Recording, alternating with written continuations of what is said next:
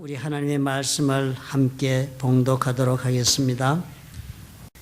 요한복음 10장 22절부터 27절의 말씀을 한 목소리로 합독하겠습니다.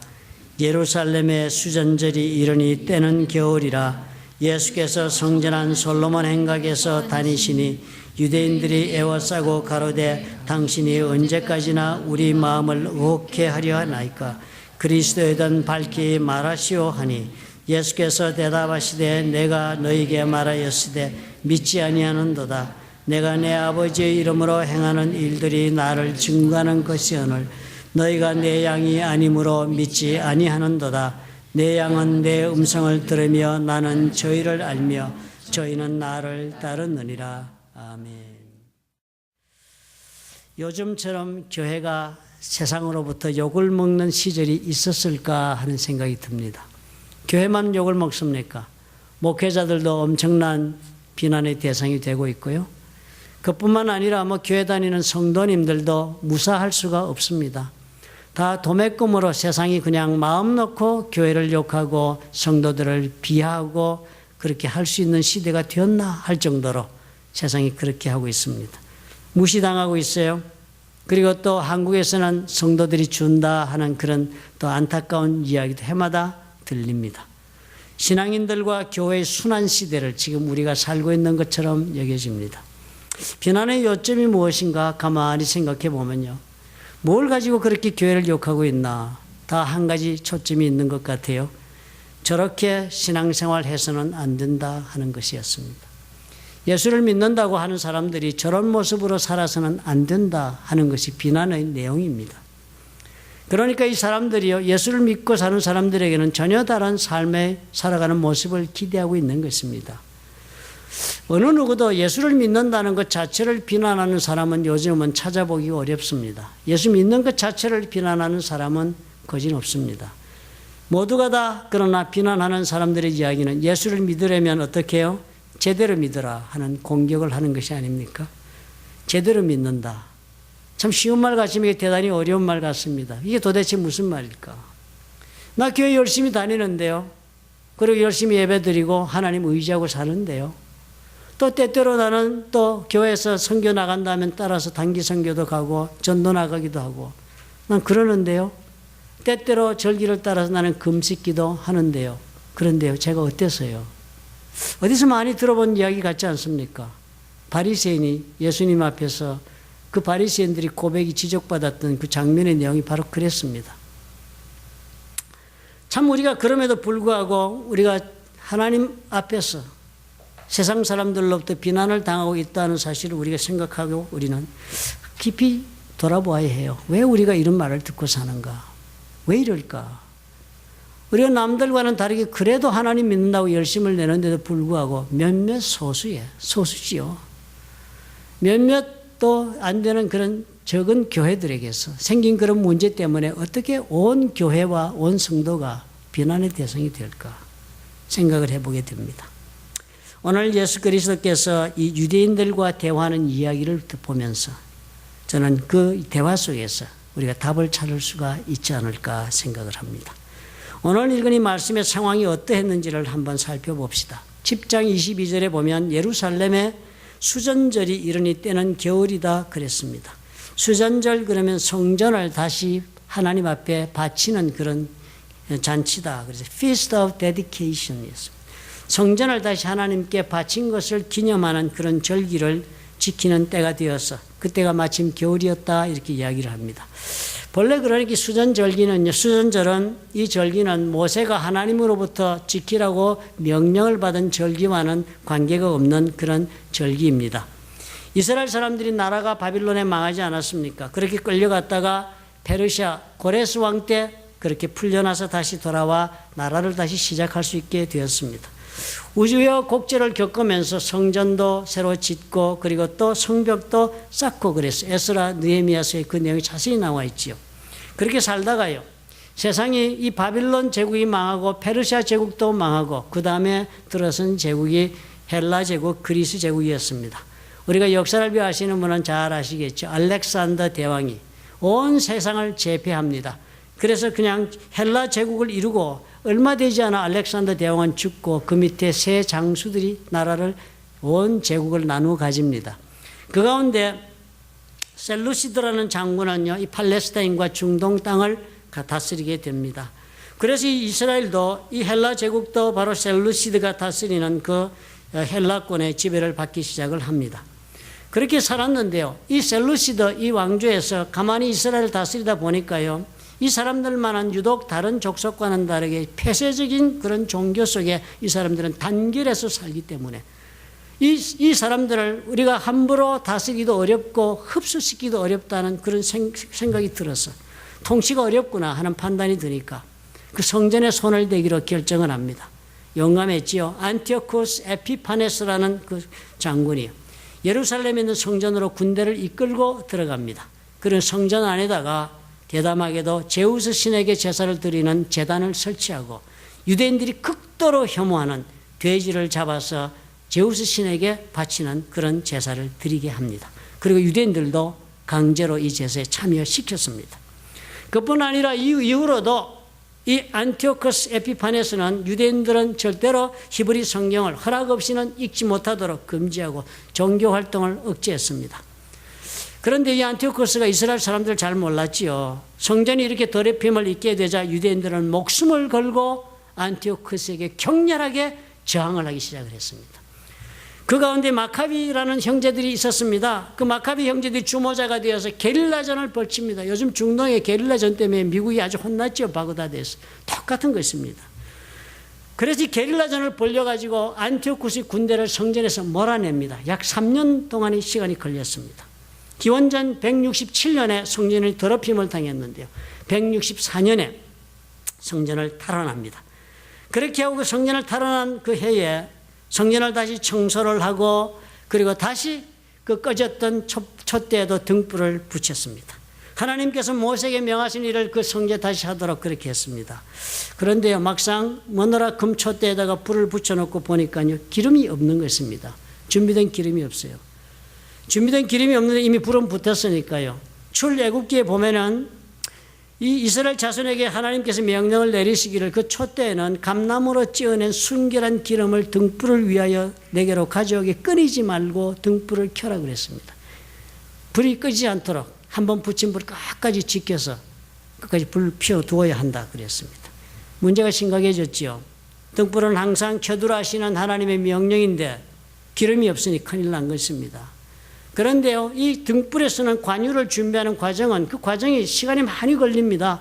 적어도 아무리 빨리 한다 할지라도 제사장들이 그 법칙을 따라 준비하는 데는 7일의 시간이 걸렸습니다. 그러니까요, 불은 붙였는데 이제 불이 꺼지게 됐고 7일 동안 불을 못 피게 되어서 제사장이고 먼 백성들이 하나님 앞에 기도했습니다.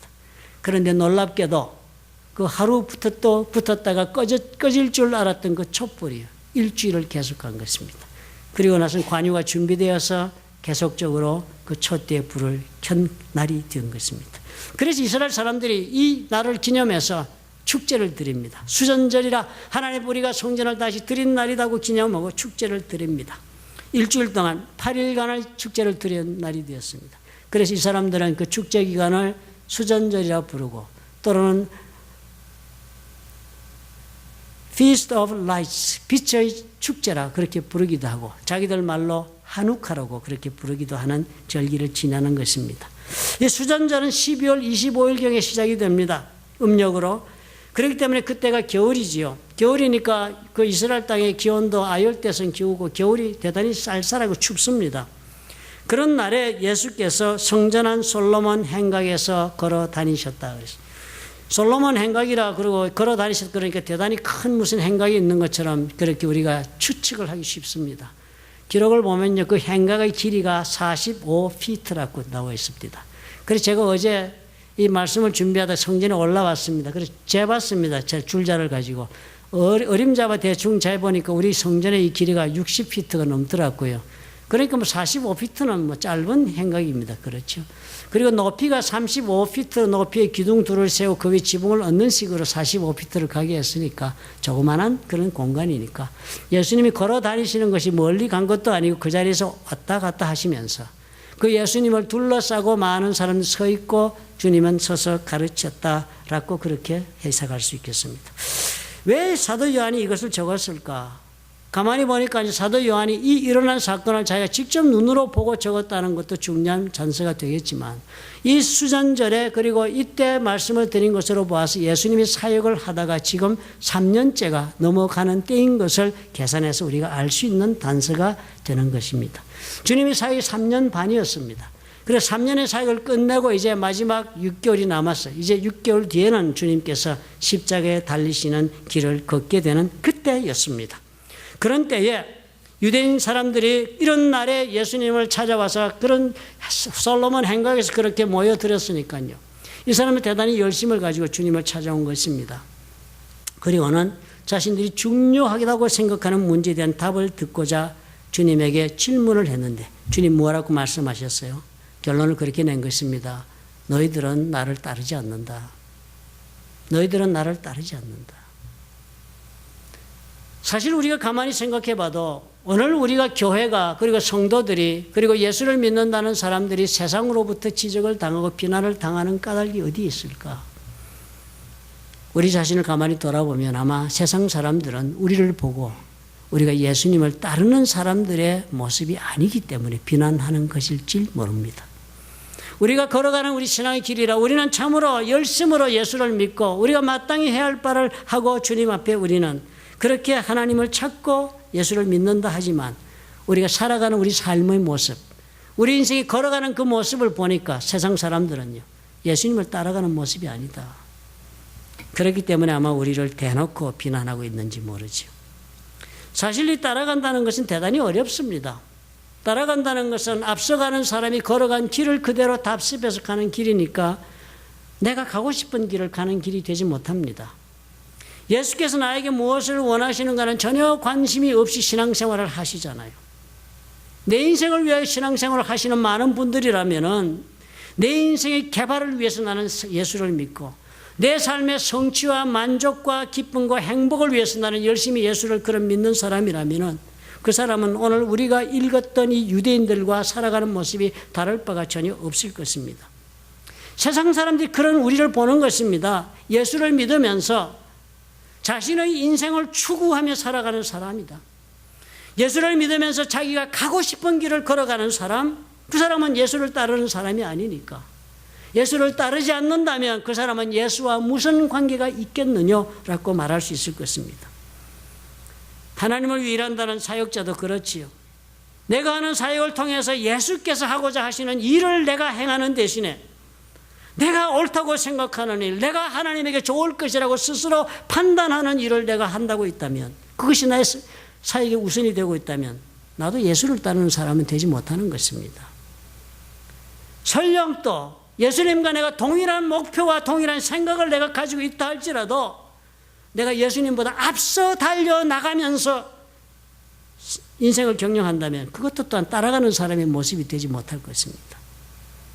뒤따라간다는 것은 이래서 어렵습니다. 대단히. 자신을 억제할 수 있어야 하고요. 이해할 수 없는 것까지라도 수용하고 나의 뜻을 꺾고 상대방의 뜻을 받아들이고 따라갈 수 있어야 하니까요. 상대에 대한 전폭적인 신뢰와 존중이 없이는 할 수 없는 길이니까 따라가기 어렵습니다. 앞서가는 일은 쉽습니다. 내가 진로를 결정하고 부르면 되니까요. 뒤따르는 것보다 너무 쉽습니다. 우리는 따라가는 것에서 언제나 부족하게 삽니다.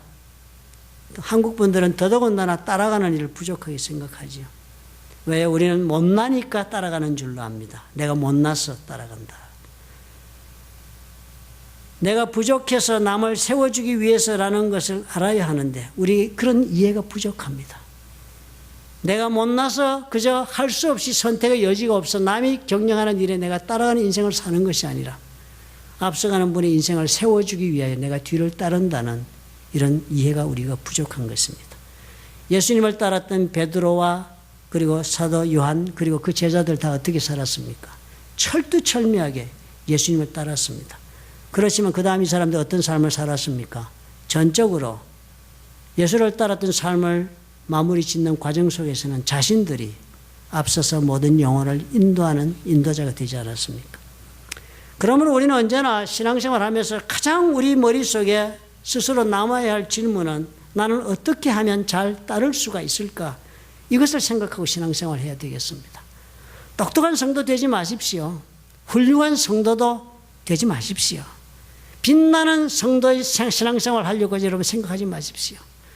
교회에서도 지금 업적을 세우고 그래서 직분을 큰 것을 받고 그래서 사람들에게 존경을 받으려고 그렇게 노력하지 마십시오. 그 모든 것은 다 하나님 앞에서 볼 때요, 하등의 의미가 없는 것입니다. 내가 얼마나 예수를 제대로 따르고 있는가가 모든 것에 대한 척도입니다. 오늘 말씀 보니까요, 잘 따르려면 어떻게 하면 따르면 되는가 하는 비결이 이렇게 나오고 있습니다. 첫 번째요, 잘 따르고 싶다면 제대로 들어야 한다는 거예요. 제대로 들어야 한다. 10장 27절은 이렇게 말씀합니다. 내 양은 내 음성을 들으며 나는 저희를 알며 저희는 나를 따르느니라. 따를 때 그 전제 조건이 예수 그리스도께서 말씀하시기를 예수 그리스도의 음성을 듣고 그리고서 나를 따른다 그랬습니다. 여기서 듣는다는 말은 그냥 듣고 알았다 이렇게 이해하는 정도가 아니라 귀를 기울여서 듣고 그리고 자신의 마음속으로 받아들이는 것을 말합니다. 한국말로 가장 잘 쓰는 말이 경청한다 말이 되겠죠.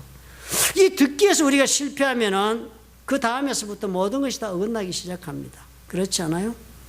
우리가 사람과 사람 사이도 그렇습니다. 사람과 사람 사이에도 상대방이 이야기하는 것을 내가 제대로 들을 줄 모르면 관계가 진행이 되질 않습니다. 우리 한국 부모님들, 저도 예외는 아닙니다.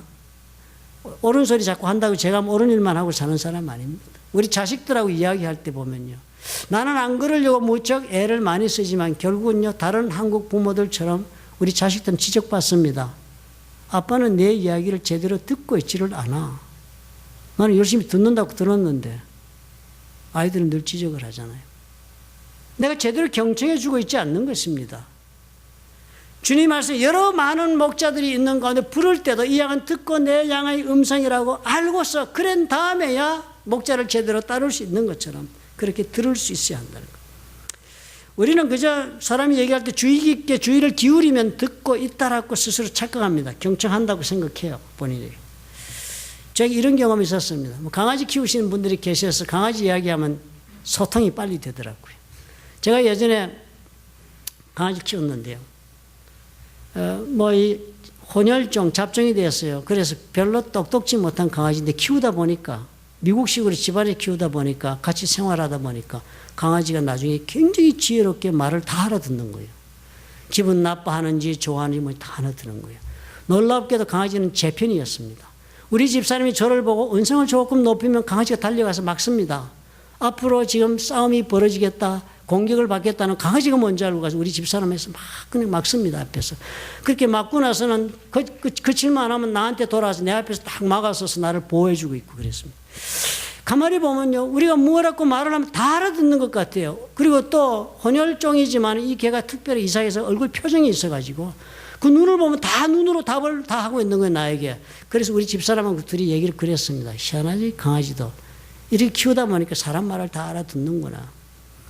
제가 강아지 훈련 해주는 사람을 알기 때문에 그분한테 가서 자랑을 했으면 우리 개가 이렇게 말을 잘 알아듣는다고.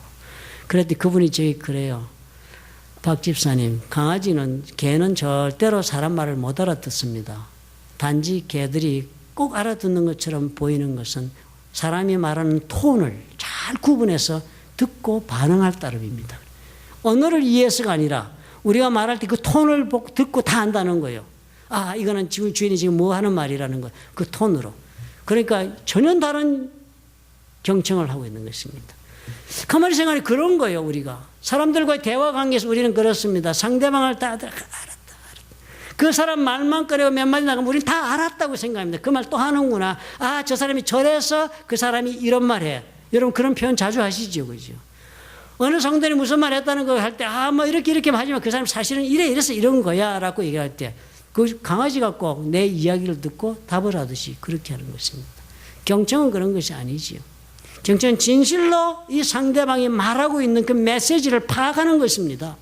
이 유대인들이요, 지금 3년 동안 예수님 따라다니면서 지금 예수님 구세준 거 아닌가를 묻고 있는 사람들이요. 요한은 예수께서 행하신 숱한 기적 중에서 요한복음에다가 딱 7개의 기적만 뽑아서 적었습니다. 이것이 가장 대표적인 기적이다. 그런데 오늘 읽은 이 본문의 이전까지 6개 기적이 다 나왔습니다. 가나의 혼인잔치, 왕의 신하의 아들 치유, 베데스다 목가의 치유, 오병이의 기적, 무리를 걸으신 예수님, 날 때부터 눈먼 자를 고치신 구장의 기적, 여기까지 다 나왔습니다. 이제 하나 남은 건 나사로 이야기 나오면 기적 다 나와요. 모든 중요한 기적을 여기까지 다 나왔다는 이야기는 지금 대화하고 있는 유대인들이 이 기적을 다 본 사람들입니다. 그렇지 않아요? 예수님이 행하시는 기적의 현장을 거진 다 있었다고 말해도 과언이 아닐 것입니다. 기적을 보고 이 사람들은 다, 이분은 사람이라기보다는 하나님이 아들이다, 하나님 보내신 사람이다, 이렇게 생각하고 우리와는 다른 존재다, 하나님이 보냈다라고는 동의는 했지만 정작 그 기적이 나에게 무슨 말을 하고 있는지는 듣지 못한 사람들이에요. 예수님 보십시오. 제자들은 다 알아들었습니다. 풍랑 위를 걸어갈 때도 제자들은 다 알아듣고 그 메시지를 보고 엎드려서 주께 하나님의 아들이시라고, 진실로 하나님의 아들이라고 고백하고 다 했습니다. 유대인들은 뭐예요? 예수님이 행하시는 그 6가지 기적을 다 같이 체험한 사람 되면서도 정작 주님이 말씀하신 메시지는 못 들었네요. 이렇게 한 사람들입니다. 그러니까 이 사람들은 뭐예요? 말은 다 들은 것 같지만 듣지 못했기 때문에 예수님을 따를 수가 없지요. 따르지 않았습니다. 듣기만 하고 감탄하고 경탄해서는 아무 쓸모가 없는 것입니다. 하나님의 말씀, 우리가 다 그런 거 신앙생활 하면서도 설교 말씀 듣고 은혜 안 받는 사람 별로 없죠. 우리 교회는요, 다 예의상 그러시는지 모르지만 저는 한 번도 목사님 설교 듣고 은혜가 안 되니까 공부 좀 더 하세요, 이런 분은 좀 못 만나봤습니다. 다 은혜 받았다 하더라고요. 거짓말이든 진실이든. 저는 거짓말이 아니라고 생각합니다. 그러면 다 은혜를 받는데 그 받은 것으로 그냥 어떻게 해요? 받은 것으로 끝나면 쓸모가 없는 것입니다. 예수님의 기적을 보고 맞다, 이건 사람의 일이, 하나님의 일이라고 경탄한 것으로 끝나면 아무 소용이 없는 것입니다. 그것을 통해서 들어야 하는 거예요. 하나님이 주시는 말씀을 들어야 하는 거예요. 진정으로 나에게 주고자 하는 메시지를 내 가슴 속에 받아들이지 못한다면 아무리 좋은 설교를 들었다, 아무리 좋은 말씀을 배웠다, 들은 사람이 아니기 때문인 것입니다. 우리의 교회 생활이 과연 이런 것이 아닐까? 이 유대인들이 그렇게 했기 때문에 결국은 예수님 못 따랐던 것처럼 나는 신앙생활 이렇게 하고 있기 때문에 아는 것도 많고 모르는 것도 없이 다 답을 할 수 있는 사람이 되었는데도 불구하고 남들이 볼 때 저분은 예수 믿는 분이야 라고 말하지 않는 이유가 거기 있지 않을까요? 두 번째로 우리가 대화할 때 들어서 따르는 사람이 되려면 공감하며 들을 줄 알아요. 공감할 줄 아는 사람이 되어야 합니다. 공감. 같은 감정을 느끼는 거예요. 같은 모든 것을 같이 느끼는 거예요. 듣는 것으로 이해하는 것이 끝나는 것이 아니라 내가 들은 내용에 대하여 말하고 있는 상대방의 감정과 그 모든 상태를 내가 같이 느낄 수 있는 사람이 되어야 합니다. 오늘 예수님 찾은 유대인들 어땠습니까? 예수님과 하나도 감정을 공유하지 않습니다. 예수님을 줄기차게 따라다니고 그렇게 매일 중요할 때만 있으면 나타나고 그런 열심히 있다고 해서 이 사람들이 예수님과 아주 가깝게 예수님을 이해하는 사람들은 전혀 그렇지 않습니다.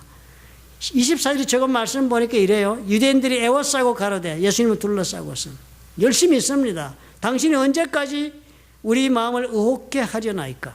그리스도이든 밝히 말하시오. 그랬습니다. 이 유대인 사람들 지금 예수님에게 대해 불평하고 있습니다. 그렇죠? 나는 예수님을 믿지 못하겠다, 아니면 나는 단순히 나는 예수를 원하지 않는다라고 이렇게 자기 뜻을 밝히는 대신에 이 사람 뭐라 그럽니까? 예수님, 당신이 제대로 누군지를 우리가 가르쳐 주지 않아가지고 내가 선택할 수가 없습니다. 내가 당신을 구세주라고 믿을 수가 없네요. 왜? 당신이 그렇게 가르쳐 주지를 않으니까. 지금 내가 당신을 믿지 못하는 책임은 그럼 누구한테 있어요? 예수님한테 있다. 믿지 못하는 이유가 자신의 잘못이 아니라 바로 예수에게 책임이 있다고 그 사람들이 말하는 것입니다. 시기가 수전절 겨울이라 보면 이제 얼마 안 있어 예수님의 사역이 끝나는 판인데 그 3년 동안 이 사람은 많은 기적을 보고 했으면서도 놀라기만 하고 왜 이런 일을 주께서 행하실까를 생각해 보지 못한 사람들이요. 왜 주님께서는 그날 성경 공부가 끝나는 해가 뉘어져가는 저녁에 오후 시간 늦게 그때 주님께서는 오병이의 기적을 행하여 모든 사람을 자리에 앉히고 먹게 하셨는지 생각해 보지 않은 사람이에요. 왜 주님은 베데스다 연못가에 가서 그 수많은 병자가 있는데도 유독 38년 된 병자를 불러내었는지, 왜 그 사람을 주님은 선택해서 고쳤는지를 생각해 보지 않는 사람들이에요. 왜? 날 때부터 눈먼 장님이라고 모든 사람들이 그린 취급이나 받고 사는 인생을 주님은 눈을 뜨게 하시고 새 인생을 주려고 하셨는지 그 생각 안 해본 사람들이에요. 관심이 없는 거예요. 오로지 뭐예요? 자신들의 문제에 사로잡혀 사는 인생들이니까요. 예수님 볼 줄을 몰랐습니다. 당연히 예수님의 경청할 수가 없지. 듣는 것 같지만 듣지 않는 사람들이에요. 보는 것 같지만 아무것도 보는 것이 없는 사람들이에요. 모든 것을 자신의 입장에서 이해하려고 하지 상대방의 입장에 서서 이 일이 어떻게 된 일인가를 생각해 볼 줄 모르는 사람들이에요. 메마른 사람들이에요. 하나님을 믿는 그런 사람들이라고. 유대인 중에 지도자들입니다. 이 사람들. 하나님을 이 모든 백성이 가리키고 이 나라를 하나님의 뜻에 맞게 이끌어간다는 지도자들입니다. 그런 사람들이에요. 전혀 하나님의 심정에 관한 이해가 없습니다. 따라갈 수 있겠습니까? 안 따라가지요. 우리가 신앙생활 우리는 어떻습니까? 저와 여러분이. 우리 예수님에 대해서 예수님 심정에 대해서 여러분 생각해 보신 지 과연 몇 번이나 됐습니까? 예수님이 과연 얼마나 아파하시고 얼마나 안타까워하시고 얼마나 주님께서는 슬퍼하시는지 우리는 얼마나 생각해 봅니까? 우리가 아픈 이웃을 바라보고 우리가 참으로 병든 형제를 바라보고 자매를 바라보고 죄 가운데 실족하고 있는 영혼을 바라보면서 예수님의 심정을 우리가 생각해 본 적이 있습니까? 얼마나 했습니까 우리가? 관심이 없잖아요 우리는요. 내 신앙이 잘못된 문제, 내 삶의 문제, 그것이 다 마치도 하나님에게 문제가 있는 양, 마치도 하나님에게 책임이 있는 양 우리는 대들기는 하죠. 하나님 어찌 이랬습니까 내 인생이? 제가 볼 때는 그 인생이 그 정도면 됐던데요. 매일 하나님 앞에 내 인생 어떻게 이렇게 살 수 있냐고 대들고 책임을 하나님에게 묻고. 우리 하나님이요 어떠한 컴패션, 열정을 가지고 영혼을 바라보고 계신지, 어떠한 자비와 긍휼의 마음, 헤세드의 사랑으로 우리를 대하고 계신지를 한 번이라도 생각해 보았다. 그게 안 됐으니까요. 하나님의 말씀도 받아들여지지 않습니다. 사랑하라는 그 사랑도 나에는 해당 사항이 없는 그런 말씀으로 들립니다. 남들이 우리를 비난해서가 아니라 우리가 하나님 앞에 제대로 주를 따라가기 위해서 우리가 반드시 이 예수 그리스도의 심정을, 예수 그리스도의 이 마음을 우리가 볼 줄 알아야 됩니다. 볼 뿐만 아니라 같이 나누어 가질 수 있어야 합니다. 부부간에도 그렇잖아요. 사람과 사람 사이에도 한쪽이 얘기하는 이야기를 같이 공감하면서 들어야 그것이 부부지. 자식이 왜 내게도 아버지는 내 얘기를 다 듣지 않아? 뭐 때문에 나에게 그렇게 지적하겠습니까? 내가 왜 못 알아들었겠어요? 다 알아들었는데 우리 딸은 그렇게 말을 해요. 왜요? 내가 자기 입장에 공감하고 있지 않으니까. 자기 아픈 마음, 부담스러운 거, 걱정과 염려와 초조함에 내가 동참해 주지 않으니까 아버지는 들어주지 않는다고 얘기하는 것입니다. 우리가 왜 세상을 위해 기도하지 않습니까? 교회만큼 세상을 위해 기도하는 데가 얼마나 우리 많이 합니까? 우리는 홈리스도 도와줍니다. 성경금을 내서라도 우리가 그 가난한 우리 다 돈 성경 헌금도 보냅니다. 불쌍한 사람이 우리 구제헌금 모아서 구제하는 열심히 합니다. 그런데 세상은 우리를 뭐라 합니까? 우리를 보고? 우리가 그것이 없기 때문에 그래요. 우리는 줄은 알지만 공감하지를 않아요. 공감하지 않아요. 성도들을 만나 우리는 교제하지만 성도들이 바라보면서 교제는 우리가 서로 한다고 생각하지 우리는 그 사람의 삶에 대한 공감을 거절하고 삽니다.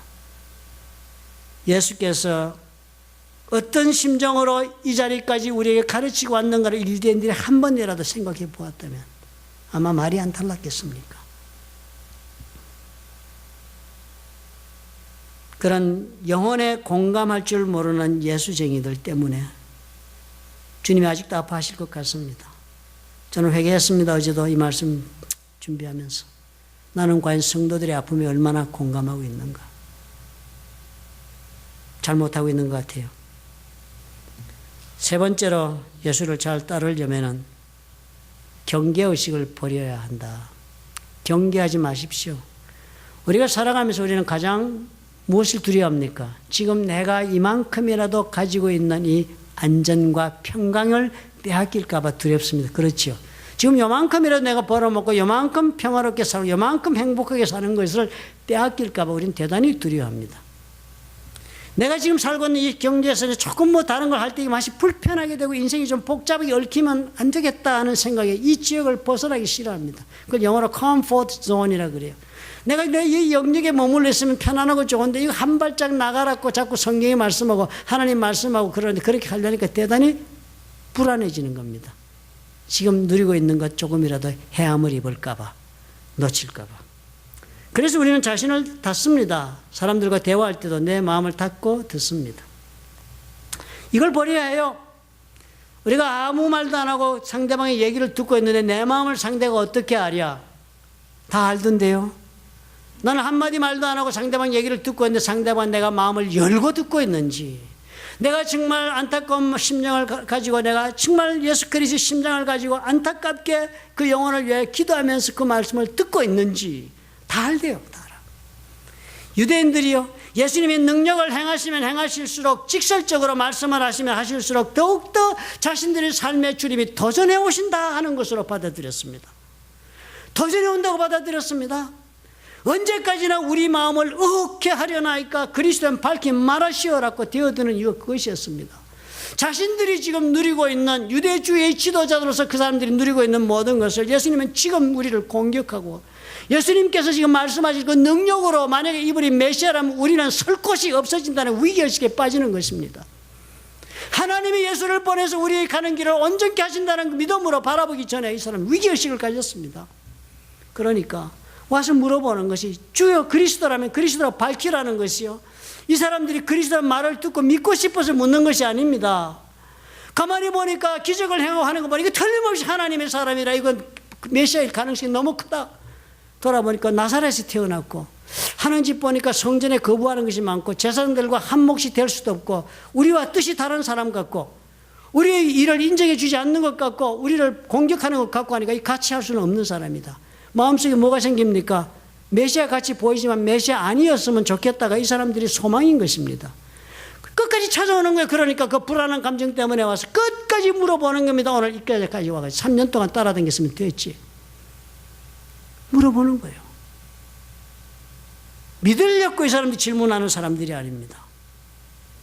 경계의식을 가지고 자기들이 살기 위해, 자기들이 자신들의 삶을 보존하기 위하여서, 부인할 수는 없지만 믿고 싶지가 않으니까 이 마음의 부담을 어떻게든 떨쳐버리고 편안히 다리 뻗고 자고 싶어서, 예수님 안 믿고도 편안히 다리 뻗고 자고 싶어서 찾아온 사람들이에요.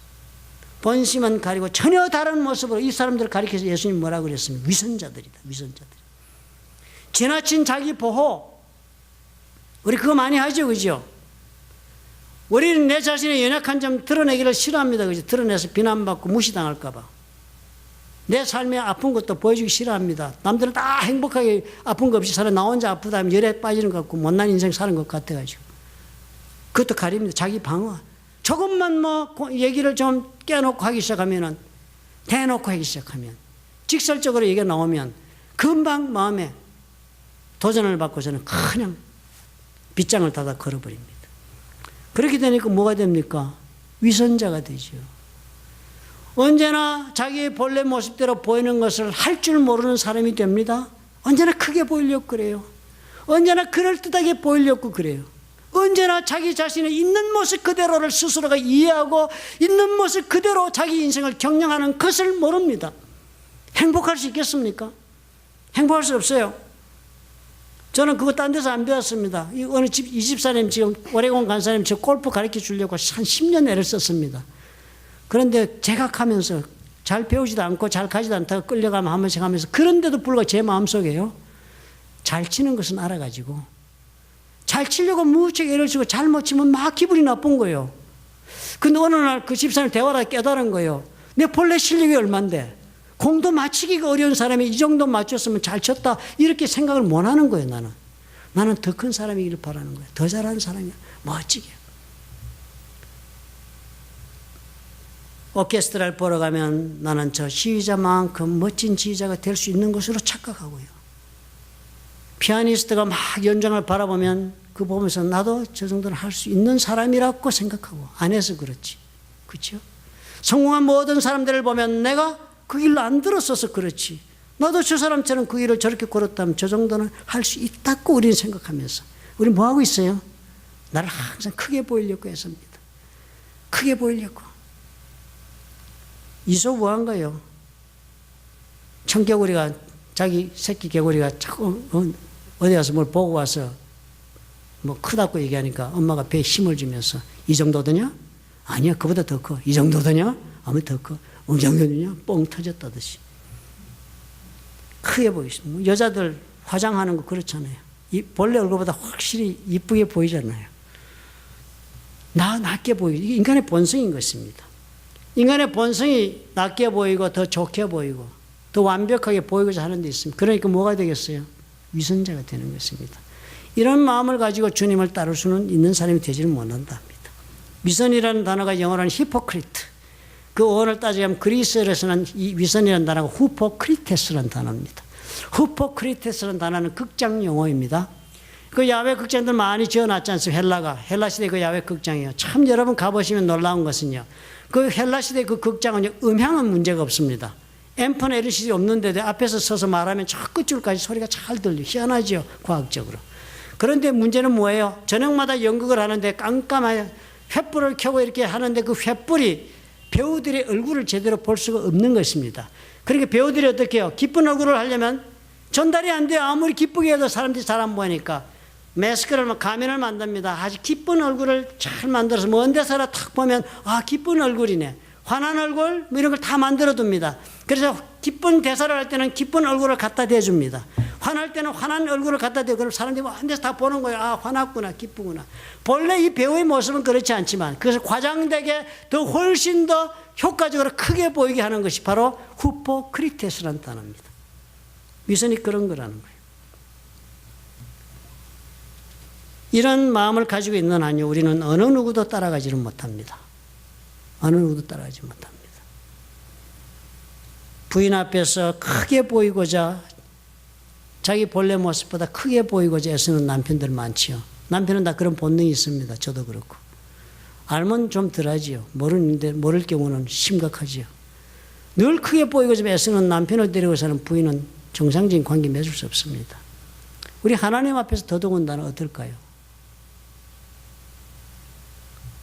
우리 하나님 앞에서 정말로 주를 따라가려면 이런 모든 위선의 요인이 될 수 있는 나 자신이 나 스스로의 본래의 모습대로 보여주지 아니하고 드러내지 아니하는 그 태도가 문제의 원인이 될 수 있다는 것을 기억해야 하겠습니다. 주를 따르는 것이 우리가 해야 할 일이고 주를 따르는 데서 우리 삶의 해답이 있습니다. 경청합시다. 단순히 듣고 알았어가 아닙니다. 무엇을 나에게 전하고자 하는가? 공감합시다. 예수님의 심장을 이해합시다. 단순히 듣고 배우고 그래서 따라가는 것이 신앙이 아닙니다. 함께 느끼고 함께 사는 것입니다. 그리고 언제나 자기 자신에게 솔직합시다. 두려워하지 말고 주님 앞에서 사람들 앞에서 솔직합시다. 그러면 하나님 앞에서 우리는 예수를 따라가는 일이 성공할 것입니다. 주를 잘 따라가고 성공하면 인간관계 성공은 따라오는 것입니다. 믿으시면 아멘 하시기 바랍니다. 기도하겠습니다. 좋으신 아버지 감사합니다.